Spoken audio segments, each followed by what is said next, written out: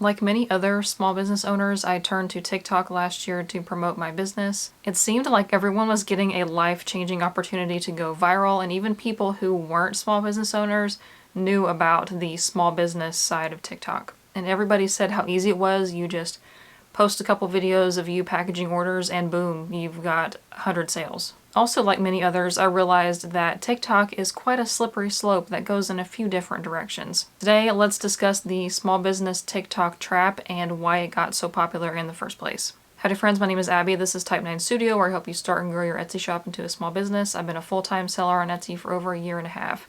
This is not my usual content. I thought it would be interesting to deep dive into this topic because I kind of got most of my audience from TikTok who are also on the small business side, so I think you will be able to relate or know a little bit of what I'm talking about. If you have a TikTok account and you spent more than an hour or so on the app, you probably have realized that it learns very quickly exactly what you're interested in. It takes barely any time at all to learn your interests and hobbies like political affiliations, even your mental illnesses. And if you go to TikTok to make an account for your business, you're likely to interact with other businesses.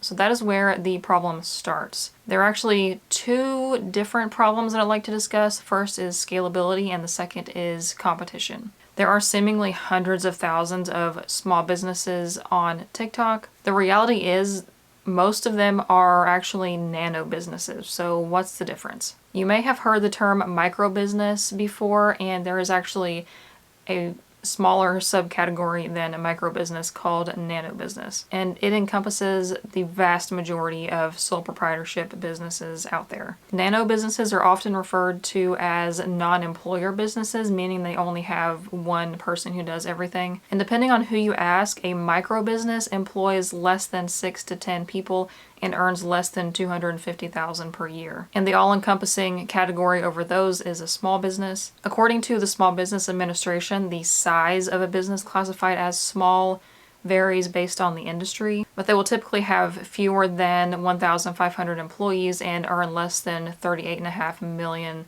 per year. That's a pretty broad definition, and certainly you and I making stuff for Etsy in our spare bedrooms are not in the same classification as a business with 1,000 employees. Semantics aside, this creates a bit of a false reality for the nano businesses out there. Why? It's all about scale. I believe a large portion of nano businesses like your Etsy shops or smaller Shopify stores are not prepared to scale, and TikTok just perpetuates this. So what do I mean by scale if you've never heard that term before? So in business, scaling is basically growing, but it's not entirely just making more sales.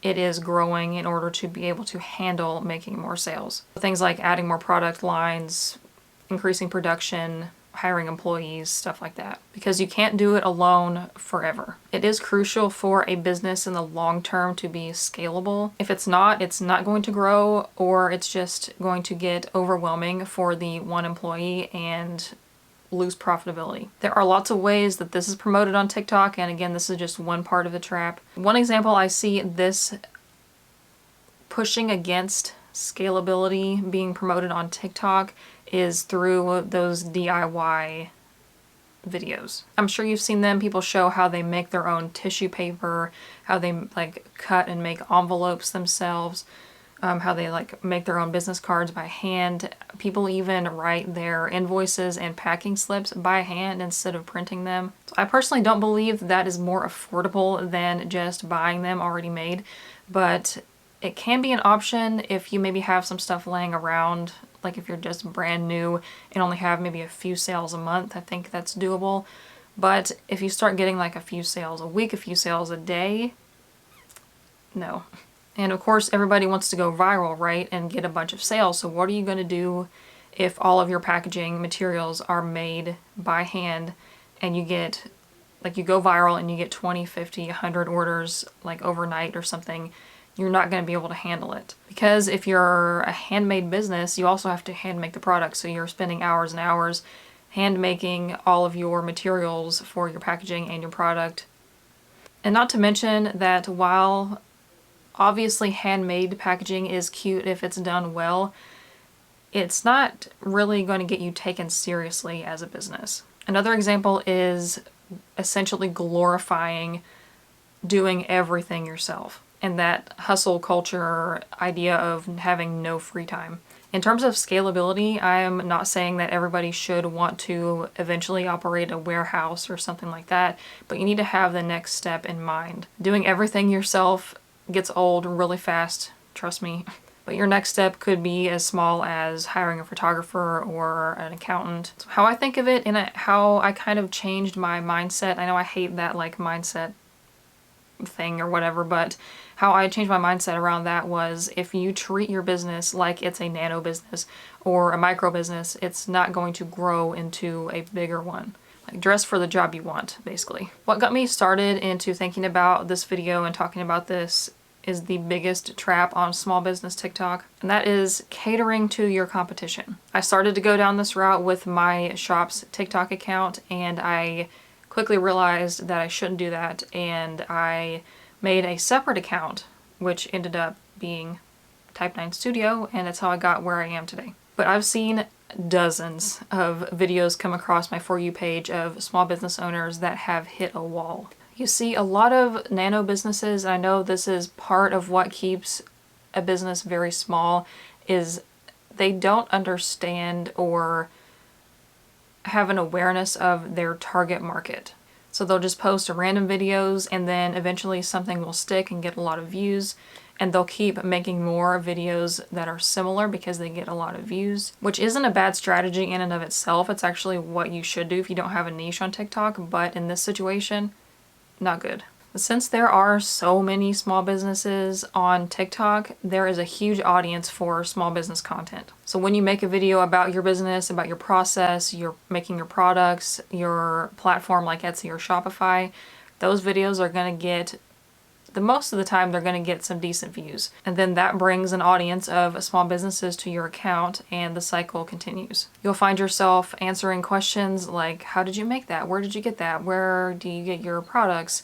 What's the best thing to use for this? And so on. Pretty soon, your follower base is almost entirely other small businesses. You've completely lost your target audience, and your new audience of small business owners is conditioned to expect this type of content from you. Every now and then a video will pop up from a distressed small business owner saying that they are not going to continue doing this kind of content. Maybe they're replying to somebody's comment about them not answering a question or something, because they realize way too late that all they're doing is helping their competition, and for free at that. And then a lot of them will receive undue backlash for gatekeeping. If we're sticking with the slippery slope analogy, gatekeeping is the jagged rocks at the bottom of the slippery slope. I just want to be clear that as a business owner, you are not obligated to disclose your suppliers, manufacturers, techniques, or anything to anyone, especially random people who comment on your TikTok videos. I get that a lot of people want to be nice and helpful, but there's a fine line. You don't know if that person is just curious or if they're going to take all of your hard work and information you give them and make their own business, or if they were a person who could have bought from you but then you just taught them how to make it themselves. Basically just digging yourself out of business. The other side of this is that even your viral videos are not going to get you more sales because they're not geared toward your target audience. And getting more sales and potentially going viral is probably what you started your account for in the first place. I had this concept in my mind for a while and I wasn't quite sure how to explain it, but I saw a video from biz coach Sasha on TikTok and she showed it perfectly. So this is why you shouldn't target other small businesses with your TikTok content unless you're marketing a product designed for small businesses. So let's say you have a Venn diagram. You remember those, the circles that overlap in the middle? So one circle is going to be your target market, the people who are going to be interested in and buy your products. And then you have another circle that is other business owners. And there will be some overlap between the two because there are all kinds of people who are small business owners, so some of them may be interested in your product. But since that overlap is so small, your time is much better spent and more valuable when you focus on your target audience and not small business owners. Ultimately, you can post whatever content you want, but in order for your marketing to be successful, you have to actually market the products you have to the people who are interested in buying them, not marketing how to make the products that you're selling so other people can sell them or make it themselves so you don't make any money. I'd love to hear your thoughts in the comments if this has happened to you or if you've seen it happen to other people. Some people have had success with marketing to other businesses on their not business related account, if that makes sense. I'm sure you can think of a few, but it's not ideal for everyone. Like, it's not going to work for everyone. Like, I think it's helpful to post some behind the scenes kind of stuff, like of you making things, but it shouldn't be about the ins and outs of exactly how to run your business. So if you've watched this far and you haven't subscribed or hit the like button yet, you might as well. I do new videos about Etsy every Wednesday and Saturday. For more Etsy tips, you can follow me on Instagram and TikTok at Type9Studio. I have a Ko-Fi at Type9Studio as well, where you can get a shop review, and I will see you in the next video. Bye.